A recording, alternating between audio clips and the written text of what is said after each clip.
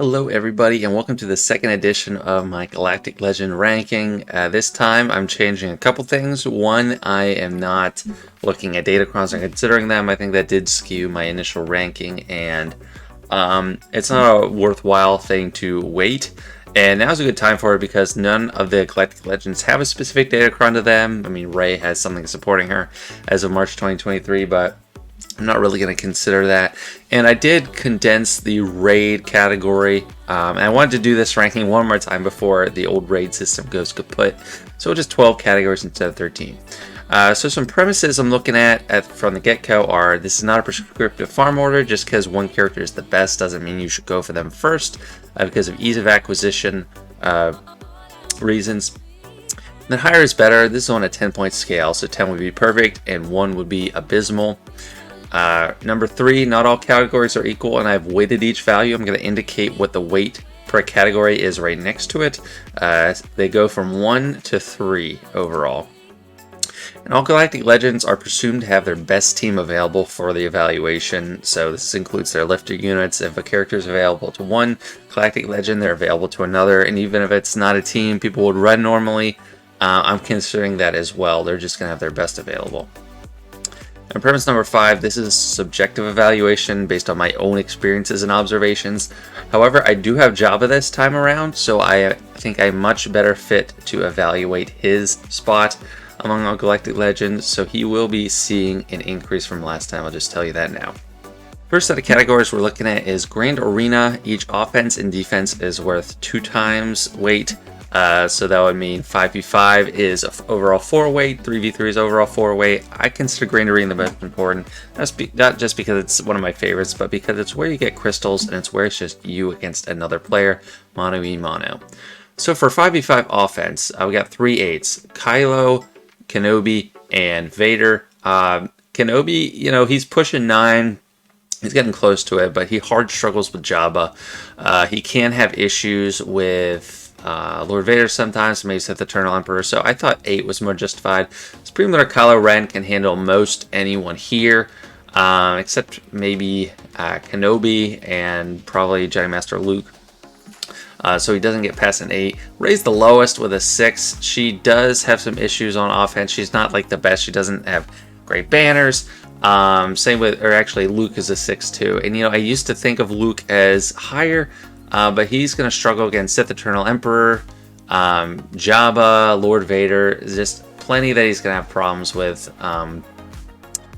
And he can have problems with Rey too. I mean, that's not a sure thing either. So 6 felt right for him. Sith Eternal Emperor 7, he's not like dominating, but he can beat most of the opponents except Lord Vader and Jabba. He has problems with Kylo Ren, but you could do it. You can make it work. And he does get good banners. He's a great solo option. As far as defense, I gave Jabba a 9 because excluding like the Dr. Aphra datacron right now, he's almost a juggernaut on defense for 5v5. Kenobi can't deal with him. That's the only team Kenobi can't deal with in 5v5. Supreme Lord Kylo can beat him, but it's so dicey. And after his datacron expired, I don't even know if he's going to be able to beat him.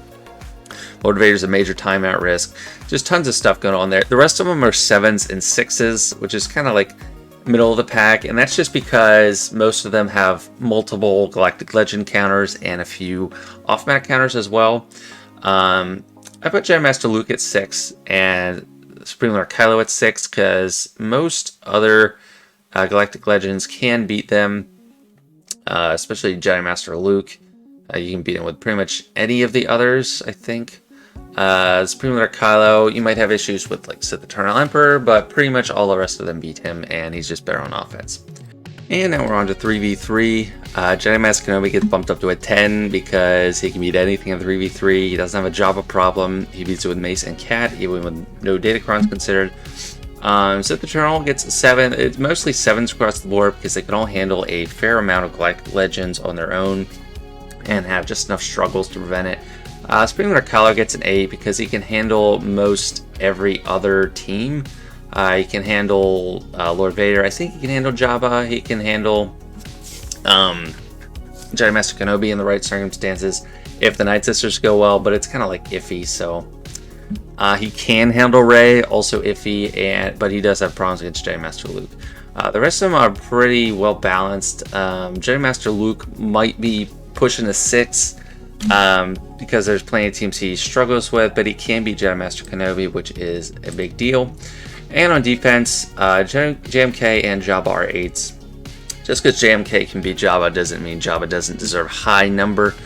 He does get 8 instead of 9 though, because JMK is no longer shut down completely by it. Lord Vader's a 7 because he holds well against a lot of other Galactic Legends, but he has a weakness against Fennec, which can be exposed. Kenobi, very tough, so he definitely deserves an 8. Even if you have counters for him, it's iffy. In my last match, I used Rey against JMK, and it worked, but it came down to like the last second, and it was just, she doesn't gain mastery because JMK shuts down Terminator Gain completely, which is what Rey needs to gain mastery. Jedi Master Luke, I gave him a 6. That's just because there's a threat that Inquisitors can beat them, and Sith Eternal beats him pretty easily. Of course, maybe I shouldn't be I didn't really consider Inquisitors too much. That is a datacron. I don't want to consider those for this overall ranking. Supreme Lord Kylo, very good. Just very scary if you don't have the right stuff, and there's no Jedi Knight Revan, Jedi Knight Luke counter available in 3v3. So pretty strong. And the overall scores for them in GAC, 7.75 for Jabba, 7.25 Lord Vader, 8.25 JMK, 7 for Sith Eternal, so he's not the lowest. The lowest is Jedi Master Luke, followed by Rey, and then Supreme Lord Kylo, 7.25, tied with Lord Vader. So that is PvP Grand Arena. Next up, we got Territory Wars.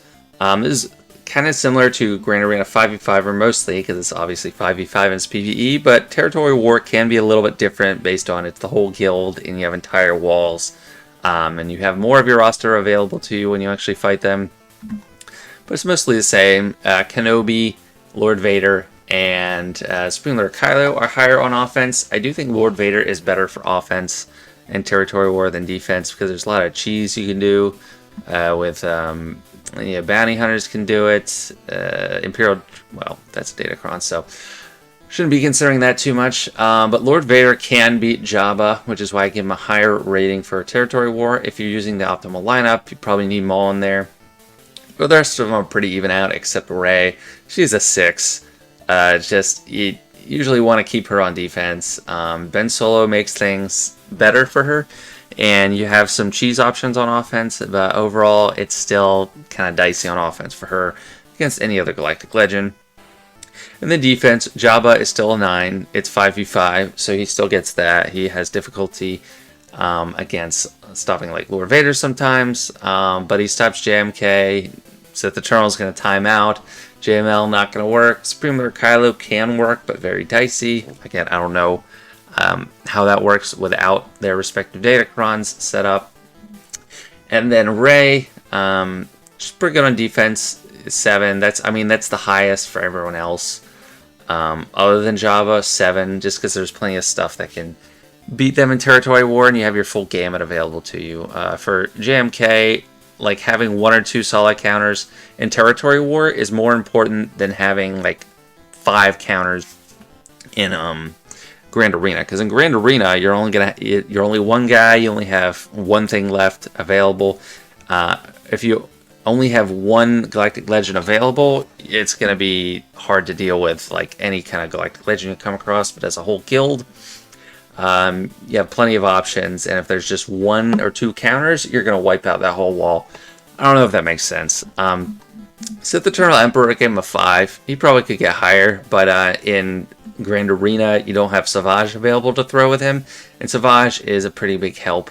You could throw like a full Sith Empire team with him on defense, and that'd probably be harder, but no one's really doing that, so it's hard to consider that as an option. And then Supreme Lord Kylo and Jedi Master Luke, not really great options on defense for Territory War. Supreme Lord Kylo is susceptible to Jedi Knight Luke, Jedi Knight Revan. And then Jedi Master Luke is just way better on offense, or in this case, the 7 instead of a 6. So overall for TW, we got an 8. 7.5, 7.5, 6, 6.5, 7, and 6.5. So the three newest are still Kings and Territory War. And then overall PvP score, this is Territory War combined with Grand Arena. That's all PvP modes, except like Squad Arena, which doesn't matter. The highest rated is it's JMK, followed by Jabba, then Lord Vader, Supreme Leader Kylo, Sith Eternal and Rey are tied at 6.67, and Jedi Master Luke is at the bottom with 6.33. So that's it for PvP. Moving on to PvE as a broad category, and in some ways not much has changed for like Conquest, Assault Battles, and then Raids, except I combined the Raids category. I did want to do this ranking before I had the new Raid systems, just to see how all these characters do under the Legacy Raid system. But in another way, it's a lot different because Rise of the Empire TB is my only concern here, and it is much different than the other ones. So for Conquest, we got pretty high scores for a lot of characters. The lowest ones are Sith Eternal and Supreme Leader Kylo. I rate them low because they're not great for feats most of the time, as far as like protecting a character. They're not great for 3-starring because Supreme Leader Kylo's team, when they get any turn meter, and a lot of day discs give turn meter, they get weak and die. Sith Eternal is fine. Another thing I didn't talk about last time when I rated him low is he is slow. It's very slow animations, and it's very frustrating to play with him in Conquest because Conquest takes a long time, and the faster you are, I actually consider that a big plus. So Sith Eternal, a lot of times I don't want to use him just because he is so slow. But he can solo teams that have Jedi in them, and General Skywalker, more importantly, so he is pretty useful, but I just don't like using him. Jedi Master Kenobi is amazing. He beats pretty much any team you come across, and he's able to keep someone alive for a long time with that damage immunity. And he gives foresight. He just gives so many things that help you do feats that seem to pop up all the time in Conquest. Lord Vader's great because he makes his team very durable. He's very likely to come out with a 3-star win, and he can kill people through 1,000 cuts with all those dots. And Jabba is pretty great as well. He is a support, which gives him a big boost in my opinion, because Zealous Ambition, he's the only support Galactic Legend. So Zealous Ambition allows him to just wipe out someone with his thermal detonator bomb right away. So that is very nice, very useful. And I give Conquest a rating of 3 because it is very important. You know, it's where you get datacrons, it's where you get newer characters, and you get some other rewards, but they're not that overwhelming. So that's why it gets a 3. Rise of the Empire TB, you could argue it shouldn't have a 3. In fact, maybe it should have a 2 because the combat missions are not all that valuable to the success of the guild. But I gave it a 3 just because this is what is driving a lot of people's farming right now. Maybe that's not a good reason. But I gave Jabba the whopping 10 because he has like a required node in like every section. So you're opening up an entire line of missions for you by having him at the right relic levels. Lord Vader and JMK are amazing in this. JMK, I don't think I've lost with him yet or failed to do 2 out of 2 waves. And Lord Vader, pretty much the same. I mean, he handles everything so well. He's amazing on Dathomir because he prevents revives in his ult. He's amazing against the Nexu because he charges up he stacks up the debuffs for Darth Vader to take it out. He's amazing on Kessel in Wave 8 or Phase 4, where you have to be Relic 8. He's just great all around. Really impressed with Lord Vader in that territory battle, and he has his own solo mission too, so you need him. So the Eternal, less impressed with. He has problems on Dathomir because he prevents revives, and yes, you can have him under a different lead, but he's still not that amazing in it. Jedi Master Luke, I've been impressed. He's very good. I always have good experiences with him. Some people say they struggle, but I don't know, maybe I just have the right Jedi for it. Supreme Leader Kylo and Rey are pretty good. They're not blowing me away. Rey is actually playing second fiddle to Jedi training Rey in pretty much all of my runs because you want that turn meter train that comes under JTR, but I still get a lot of use out of Rey. Moving on to raids, this is again the legacy raid system. This is where you're you can run all 4 raids at one time, and you're soloing the Sith raid. Gave Jabba a 9. I could have done 10, but I don't know how the new raid's going to be, and I'm not considering that, or I can't really consider that. He will be qualifying for that, and none of these other characters will be. So in that regard, maybe he could get a 10, but he doesn't. And I gave Lord Vader and Supreme Leader Kylo a 9 for soloing the Sith raid, because it's easier to like auto for Lord Vader, and then Supreme Leader Kylo, he can like one-man it under the right circumstances.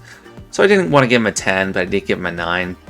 JMK, he can solo, you know, he honestly could be higher. Like, he's pushing 9, because he's great in C-Pit too. So honestly, you know, maybe that's an oversight, but it doesn't really hurt him in the long run. Spoiler, he's still the best Galactic Legend. Sith Eternal, 4. He just doesn't do much in raids. Same with Jedi Master Luke. He does a little bit in the C-Pit, but otherwise just not a big performer. Rey gets 6 because she can solo a couple phases in, or she can solo using Commander Tano and the Sith raid. And she does some stuff in the C-Pit, but I don't know. It's very hard. It's a very, very big struggle to actually get it done with her. Now for Assault Battles Plus, which means any kind of like extra PvE stuff, which mainly applies to Jabba having his little bonus Smugglers Run 2 event where you're getting mods. So he gets a 9, he's the only one. Lord Vader gets an 8 because he's both Sith and Empire, so he can tackle 2 Assault Battles. The rest of them get a 7 because that's kind of the baseline. I wanted Jabba to have an extra bump of 2 for his Smuggler's Run, compared to being able to only do 1 Assault Battle. And you can also do the Bounty Hunter one.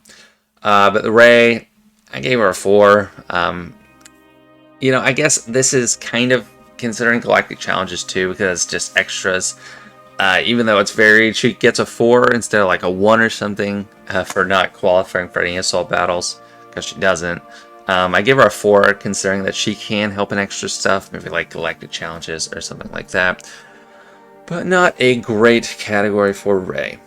So their overall PvP scores are 9, 8.6, 8.5, 7.6 for Slicker, 7.3 for JML and Rey, and then 5.8 for Sith Eternal. And it's pretty surprising to see Jedi Master Kenobi lower than Lord Vader. And honestly, probably messed up here. Should have given him an extra for raids, but I'm going to stick with that for now. And let me know what you think about that. But we got almost a straight down ranking of newer to older, with an exception of Sith Eternal Emperor. Supreme Leader Kylo taking a little bit of a lead, but that is PvE. Now we are on to the acquisition portion, and if you're looking to farm a Galactic Legend, this is probably, and you're a newer player, this is probably actually the more important place to start. Each category is ranked at a 2, but that doesn't mean they're not important. So ease of access, Lord Vader is the worst with a 4. It is very difficult. High relics required for him, like 4 relic 8s. It's very difficult. Sith Eternal is the easiest comparatively to all Galactic Legends. He doesn't require any really special unlocks, and a lot of the characters he needs are accessible, not super high relics, lower gear needed in terms of scrap pieces overall. Kylo and Rey are both at an 8. They're pretty easy because they only require like their own faction. They got a lot of R3s needed instead of like R5, R6, or 7, or 8. And they do need some ships, but so that bumps it down a little bit. Compared to Sith Eternal Emperor, their capital ships are harder to get. JMK, pretty easy too. He's easier than Jabba, Lord Vader, and JML. The hardest thing about him is you need watts, so it's harder for a new player to get, so that's why he gets bumped down a little bit. Then Jabba is a 6, and Jedi Master Luke are a 6, mainly because they require Jedi Knight Luke. Jabba requires an R8. A lot of the characters aren't too difficult to get, but just having an extra character that's a mini Galactic Legend in effect, and that requires their own slew of relics, that bumps them down a peg to a 6. Now, as far as the quality of these requirements goes, I put Jedi Master Kenobi as the highest. Someone tried to argue with this last time, but he has so many things that just aged very well and started out good. Mace Windu and Qui-Gon Jinn were not that great when he came out, but now they're very good. He also requires General Kenobi, the Negotiator, Wat Tambor, Grievous, Jango Fett, Shakti, Yoda. They're all just great characters. There's not many real stinkers. The real stinker is like Cody and Clone Sergeant. Even Clone Sergeant has a ship. Bo-Katan, slots well on the Mandalorian team, so she's not useless. Magna Guard, pretty good. Just so many good things about it. Sith Eternal, Sith Eternal, Supreme Leader Kylo, and Rey. I gave them pretty low. Rey's the lowest because Resistance faction is not that impressive. The fleet isn't that good. Supreme Leader Kylo gets bumped up to a 5 because the fleet is good, but you basically only get a team for him. And maybe you can put together a second team, but otherwise it's pretty bad. Sith Eternal Emperor, it's got some decent stuff. It's not a 4 like Rey, but you don't get too much of it. There's plenty of stinkers like Sidious at R7. Dooku's not really usable right now. Krennic is terrible. Royal Guard is fine, but that's only once you get Lord Vader, really. What you get out of it is a good Imperial Trooper team, and you get some good Empire stalwarts like Vader, Palpatine, and Thrawn. But otherwise, I still don't love it. Jedi Master Luke, he's got some good requirements. He's mainly giving you a good Rebel team. Jedi Knight Luke is amazing. That really bumps it up. And this part isn't really considering the difficulty of acquisition. Hermit Yoda is a great plug and play. Jedi Training Rey, it's kind of a double dip with Rey, and you're going to go for her first. But she is kind of helpful here and there. You get Mon Mothma. You can start a Mon Mothma team there. And Old Ben is a nice plug and play for Jedi. So pretty good there. I definitely do not think he's better than Jedi Master Kenobi. And then Lord Vader, even though it's hard, I think it's very good. You get the whole Bad Batch, basically. Padme is good. General Skywalker is good. Dooku, kind of a waste. ARC Trooper, you don't want him R8, but mainly the big thing is you get a whole Bad Batch team, which is very useful. General Skywalker is amazing, and Padme's amazing. And then Zam Wessel, once you give her the Omicron, really big boost for bounty hunters. Then Nuke Gunray, pretty useful as well.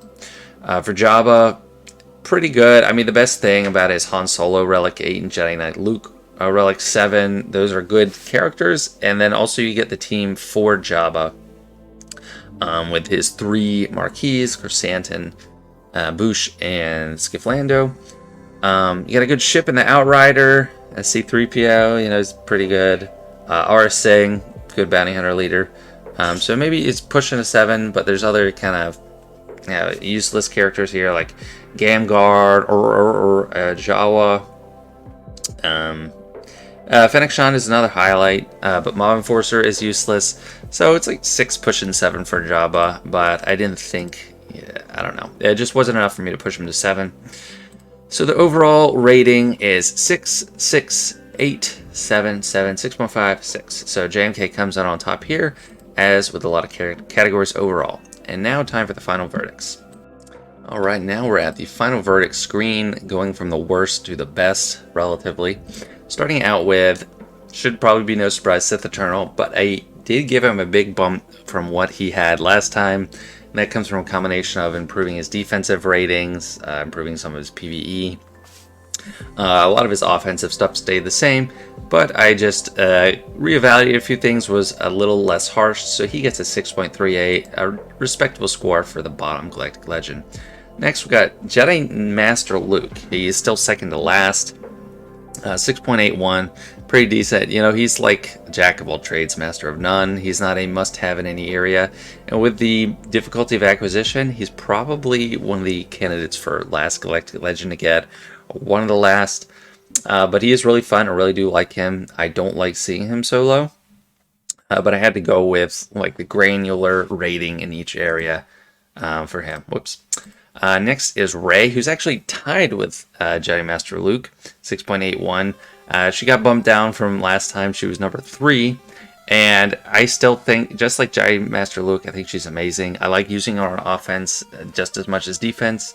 It's pretty enjoyable. She has a lot of control. The Whirlwind is really fun.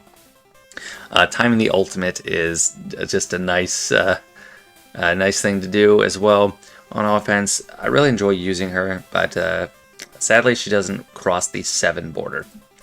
The one who does cross 7 is Supreme Leader Kylo Ren. So he's just where he was last time in the 4th slot, 7.23, but who he's ahead of is different. He's ahead of Rey this time. It's great in some PvE modes. People consider PvE a lot of times that they're just talking about raids, but that's not the case. He struggles in Conquest. He's decent in assault battles, but he is pretty good in PvP, and that's what lifts him up. And then Lord Vader is number 3. So you know that's who. So now you know who the top 2 is. 7.62, pretty high rating. He came down a peg since last time, since I'm not considering datacrons. Even if I were, set 4 is gone. So set 4 really lifted him to really high peaks. I still think he's super good because he's really great in PvE. In all modes, raids, conquest, territory battle, all of it. And in PvP, if you use him right, he's also very good. He's not the defensive powerhouse he used to be, but still an amazing Galactic Legend, and I don't think he deserves to be maligned as bad. And second is Jabba, all the way up to an 8. And this improvement is due to a couple reasons. One, I've had more experience using him, more experience going against him in a lot of areas, more experience using him in PvE. So he just got an enormous boost, the biggest boost out of anyone in this rating from me. So 8 flat, there's only 2 characters above 8, and he is just super worthwhile. He is a good target for like a 2nd or 3rd Galactic Legend. I don't think a 1st, but he's still amazing and super hard to deal with. Why do I keep doing that? And the head honcho, top dog, is Jedi Master Kenobi, 8.19. Comfortably ahead of Jabba. Well, not super comfortably. He could lose his throne if he's not careful. Well, I don't know what he has to do about it, but still the best to me. He's a Swiss Army knife, offense, defense, PvE, just anything. Great requirements, just the best. And he's probably the best character from the movies too. So really fitting place for him to be. I'm glad that he's still the best character. He's been the best character in the game for almost 2 years now, which is crazy. But anyway, that's it. Ranks 1 through 7 for my Galactic Legends. Let me know what you think. What did I mess up on? I already have some ideas of what I could have changed with these ratings. You can always go back and forth on things. But this is what I stuck with for this time. So yeah, let me know what you think, and I'll see you later.